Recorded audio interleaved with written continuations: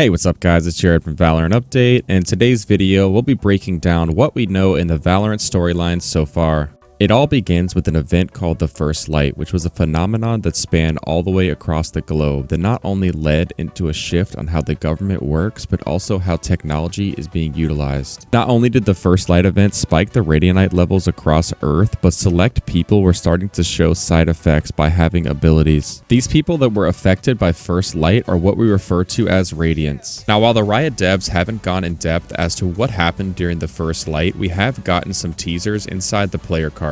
In the player card titled Corporate Takeover, we see that there's some type of meteor shower in the background with some big building with the letter K on it. I believe this is our most concrete hint as to what First Light was. It was a meteorite-like shower that crashed radionite down to Earth. In response to the raised radionite levels, a company called Kingdom began to monopolize the energy source. Each map in Valorant is a key piece for the Kingdom Corporation's radionite mining program. Problems started surrounding the involvement of radionite, and a shadow group called the Valorant Protocol was created to keep the world safe. The Valorant Protocol was founded by the agents Brimstone and Viper, but was secretly funded by an unknown source. Brimstone is the centerpiece around all the operations for the Valorant Protocol. As you can see on the range, he has his own briefing room downstairs where he receives email updates from the Valorant agents as well as voicemails on his cell phone. But there was one key rule to being a Valorant agent. It required you to leave your past life and activities behind forever, which means that each one of these agents has a specific motive for as to why they joined the Valorant Protocol.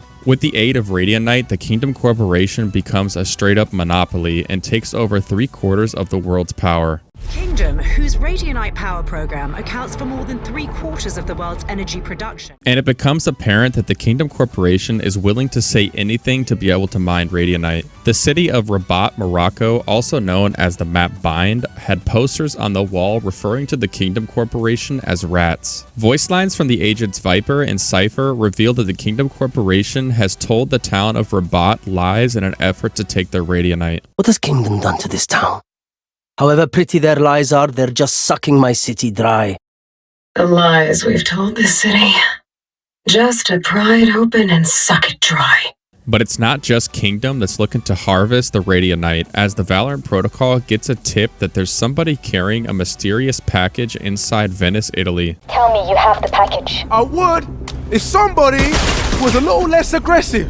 The package contains something we refer to in Valorant as the Spike. The Spike is a device that you plant into the ground that will steal radionite from a certain area. It's revealed in the cinematic that the other person trying to take the Spike into Venice was in fact Jet, another Valorant agent. Jet gets away with the Spike and plants it in Venice, which ends up destabilizing the city and causing it to float in the sky. Which leaves us with the question, if Jet is a Valorant agent, why is she trying to get into Venice and plant a Spike in an effort to steal radionite? The Venice incident sends the Kingdom Corporation into a tailspin as their stocks start to crumble because people are doubting whether radionite is safe. The following day, the Valorant Protocol get called to Rabat, Morocco to respond to a spike that has been planted near the Kingdom facility. It's stealing radionite from the environment. How do we stop it? I'm on it. Phoenix gives chase to the person who planted the spike and corners him in an alleyway. And when he stands up to show his face, you find out that the enemy is actually Phoenix himself. You should see your face. The enemy Phoenix escapes through the firewall, and in the background you see some type of blue pulse wave. The blue pulse wave is a rift, and you'll see the enemy Phoenix leaving the rift and connecting with the Jet that we saw from the first cinematic in Venice. But it's not just Jet and Phoenix that have mirrored agents, it's the entire Valorant Protocol, because these agents are from a separate Earth called Earth 2. Earth 2 is also referred to as Mirror Earth. Viper reveals to Phoenix that they knew all along about the mirrored agents and that other agents know about them as well. How come they look like us? And what do they want our radionite for? I'll talk to Brimstone. It's time we filled you in. With the spike plant and Rabat being defused, the mirrored agents take a vow to start showing up as a team rather than going solo. You know they're bringing whole teams now, right? And so will we.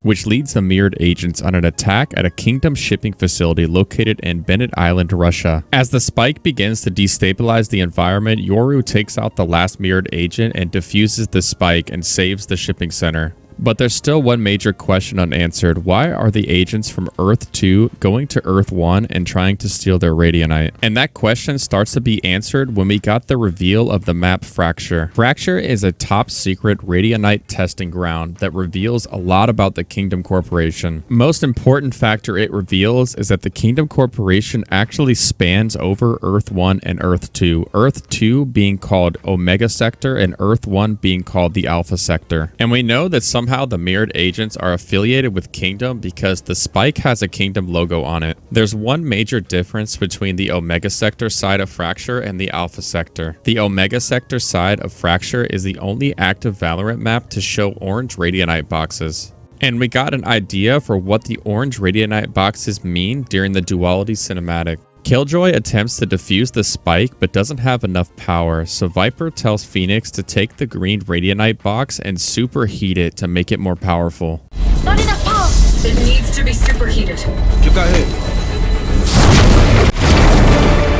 This means that all the radionite on Earth 1, despite being more stable in its green state, is less powerful in comparison to Earth 2, who is superheating their radionite, which has allowed them to make more technological advances than Earth 1. In the emails between employees at Fracture, we get evidence for how far advanced Earth 2's technology is in comparison to Earth 1. An Earth 2 scientist named Ruben Pontes is in communication with his niece, in which she speaks about how she lives inside a geodome. Now, while we haven't gotten a concrete answer yet in the storyline for why the Earth 2 agents want to steal Earth 1's radionite, we do know that the newest Valorant agent, number 18, Chamber, did not like the Kingdom operation at Fracture. Chamber became the first Valorant agent to make contact with his mirrored self and decided to come up with a plan to sabotage the testing ground. Both Chambers decide to shoot the Radiant Collider located at Fracture, which ends up causing it to go into a meltdown. The Valorant protocol is sent to the Fracture site to do a sweep, and while they're there, they look to gather information on the teleporter terminal that Omega Kingdom is using to get to Earth 1. Killjoy is working patiently on getting the portal up and working, but she needs a viable power source.